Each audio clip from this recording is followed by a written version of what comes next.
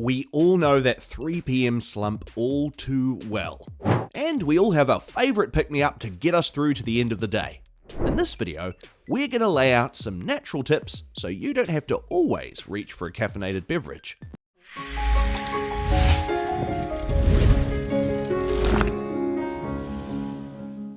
Hello and welcome to 5 Pillars Health, the channel where we show you how to get healthy and stay healthy through the 5 pillars of sleep, hydration, nutrition, movement, and sunlight. What is the exact reason that our energy starts to dip at such a specific time each day?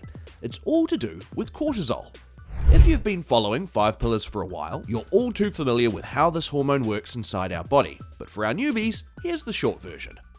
Cortisol works in a particular rhythm, and depending on our lifestyle, we may have dysregulated our natural levels. When our cortisol dips at 2 or 3 p.m., this is the energy slump we experience because cortisol is responsible for keeping us alert. The main culprit in your afternoon slump is the circadian rhythm, which works in conjunction with our cortisol levels. The circadian rhythm is a natural sleep and wake cycle in our bodies which works within a 24-hour period. It's influenced by many factors such as diet and stress, but especially by light. The circadian rhythm is also responsible for making us feel the decrease in our concentration and alertness between 1 and 4 p.m. as it works together with cortisol and plays a role in its production and decline. To maximize the health of your circadian rhythm and beat that afternoon slump, we're going to recommend a few tips. When you wake up in the morning, don't start your day with technology or screens. The artificial light can confuse our eyes and brains because they can't decide what time of day it is. Morning light and sunlight are a great, natural way to kickstart your circadian rhythm. Go for a 10 to 20 minute walk or eat your breakfast outside or with open curtains looking out. Another tip is to eat breakfast within 30 to 60 minutes of waking. We live an artificial lifestyle with artificial light and artificial air, etc. Eating within this window sets up your circadian rhythm by boosting energy and maintaining your cortisol levels, which are at their highest when you wake up. Grounding is another great way to set your circadian rhythm. Grounding is a technique whereby you stand outside, barefoot, on the ground, and the electrodes naturally at play within the Earth's surface recharge your body and help set in motion the circadian rhythm of the area that you're in. Bonus tip: if you're traveling and find yourself struggling with jet lag, get outside in the morning and get your bare feet in the ground to help communicate the correct time of day with your body. Another way to naturally overcome the afternoon slump is to make sure you get proper sleep and rest. Not getting enough sleep will make you tired at any time of day, but you're more prone to an afternoon dip in energy if your body and brain haven't had enough rest at night. We should be getting between 7 to 9 hours a night to make sure we stay on top of our basic energy requirements. Beyond sleep, we need to be getting enough rest in the form of regular breaks and time off so we don't burn out and exhaust our brains. We are now going to talk about caffeine and how you can either use it or abuse it in relation to the afternoon slump. Caffeine can be used as a stimulant in the right amounts. Ideally, caffeine should be consumed in the morning because of its shelf life within our body. We are bio-individual in how we can metabolize coffee.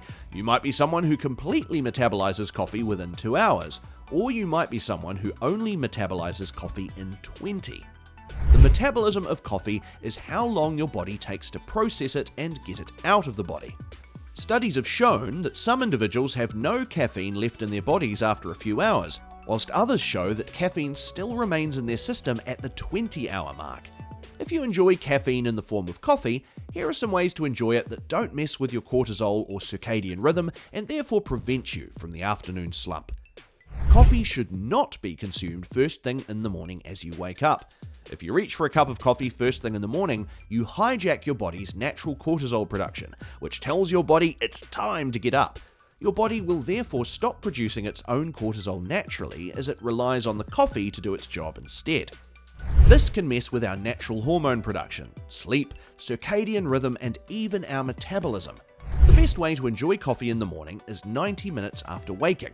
90 minutes after waking, our cortisol starts to naturally decline, which is the best time to start drinking caffeine. You also get the most out of your coffee at this time because it still keeps our regular cortisol going so we can get double the energy. Coffee Coffee should also be consumed after breakfast, as caffeine on an empty stomach can cause a host of negative effects on our gut and hormones. If you find yourself in a situation where you don't have time to eat before consuming coffee, make sure your coffee has some protein, sugar, and fat in it, so it doesn't stress your body. Milky coffee or coffee with collagen powder, cream and honey is a way to still enjoy it without the negative side effects. Coffee isn't the only way to get caffeine into your system, and other forms of caffeine may be better for you. Matcha is a great coffee alternative for those wanting the stimulating effects of caffeine and coffee, but without the anxiety or jitters. People who have made the switch from coffee to matcha have reported feeling more sustained energy without an afternoon crash. This could be due to the levels of caffeine in matcha being lower than a cup of coffee, but also because the form of caffeine in matcha is a slower release. Matcha also contains a compound known as L-theanine. L-theanine is an amino acid found in the green tea plant, which is used to make matcha powder. L-theanine could reduce stress levels by increasing alpha waves in your brain. Studies have shown that L-theanine in combination with caffeine may increase your feelings of alertness whilst reducing levels of fatigue. If you're enjoying this video, please tap the like button. It helps us out a huge amount. If you've sworn off coffee, are not a coffee or caffeine consumer, or would like to take a break from caffeine as a reset, we're going to outline some alternatives to increase your overall and immediate energy supply. A very popular product making its way into the health space is mushroom coffee. And before your mind starts wondering, no, it isn't the same mushroom that we would get on an omelette or pizza. These types of mushrooms are known as adaptogens. Cordyceps, lion's mane, and shiitake are the three mushrooms people use for energy support. Cordyceps provides the body with a compound called cordycepin. Who'd have thunk it? Cordycepin is similar in structure to ATP, which is the energy source of all the cells in our body. Our body will use the cordycepin in the same way it would use ATP, plus it helps boost our body's production of ATP. Lion's mane is used for mental energy by supporting our concentration and memory, and shiitake contains a high concentration of B vitamins. B vitamins are responsible for helping to convert the food we ingest into available energy.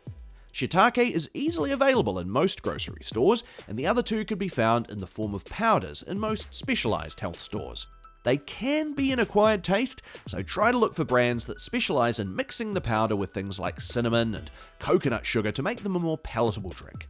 Our favorite brand at 5 Pillars is Four Sigmatic. Other natural alternatives for an afternoon pick-me-up could also include peppermint tea, which can act as a natural upper and stimulant.